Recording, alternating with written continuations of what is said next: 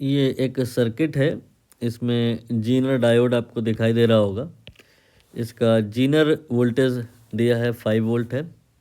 आप इसे यहाँ पे लिख सकते हो।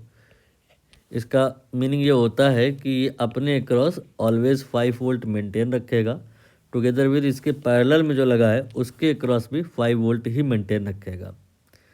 बताना ये है कि यहाँ पे जो रेजिस्टेंस आर लगा है इसकी मिनिमम वैल्यू क्या होगी। मिनिमम वैल्यू ये क्यों पूछी जा रही है, क्योंकि डायोड में जो पास हो रही है करंट I1, ऐसा नहीं है कि ये अनलिमिटेड अमाउंट में पास हो सकती है।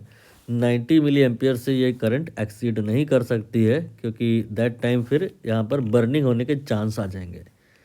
कैसे करेंगे, यहाँ पर हम RL लोड रेजिस्टेंस के अक्रॉस करंट आराम से निकाल पाएंगे। कैसे, ये जो 5 वोल्ट है ये इसमें भी है और इसमें भी है, तो RL के अक्रॉस अगर हम V equal to IR apply कर दें, V इक्वल टू IR, तो V यहाँ पे 5 है, I देन RL यहाँ से I यहाँ से 5/RL आ जाएगा।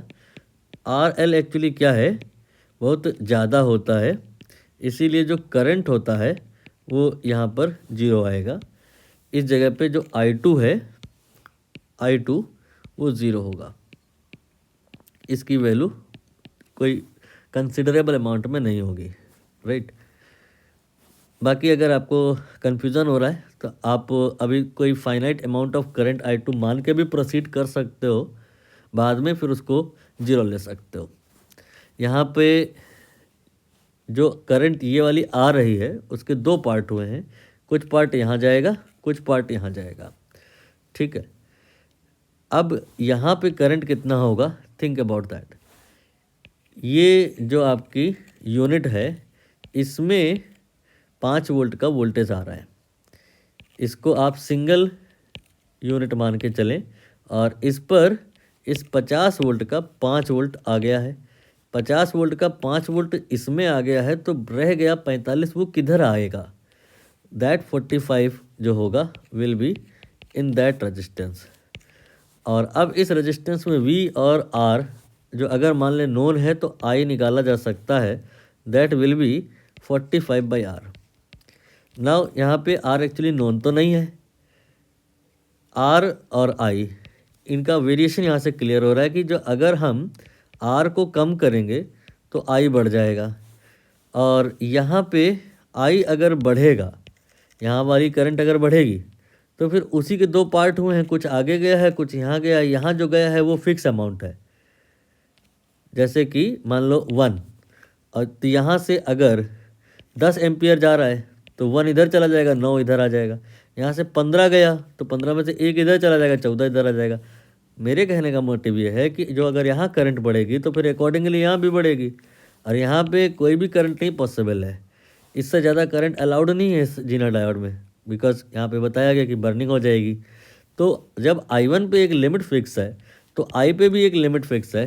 करंट एक लिमिट से एक्सीड नहीं कर सकती I की वैल्यू, तो R की जो वैल्यू है वो एक लिमिट से कम नहीं हो सकती, क्योंकि उससे अगर कम होगी तो I बढ़ जाएगा, I बढ़ जाएगा तो I1 बढ़ जाएगा, डायोड बर्निंग हो जाएगी। हमें यहाँ पर वही I1 या वही I या वही R निकालना है।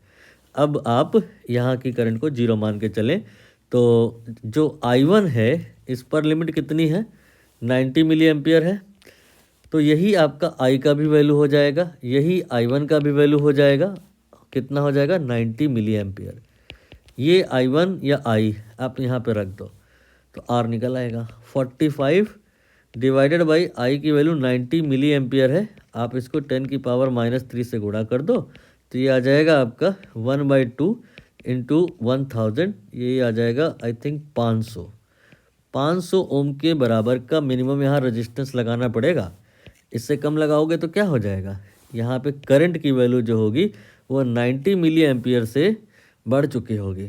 90 मिली एम्पियर से अगर बढ़ गई तो फिर यहाँ पे जो करंट आप एक्सपेक्ट कर रहे हो वो 90 से बढ़ी हुई मिलेगी, और बढ़ी हुई करंट की वजह से फिर यहाँ पे बर्निंग के चांस हो जाएंगे। तो for safe operation minimum value of this resistance will be 500, answer will be 500।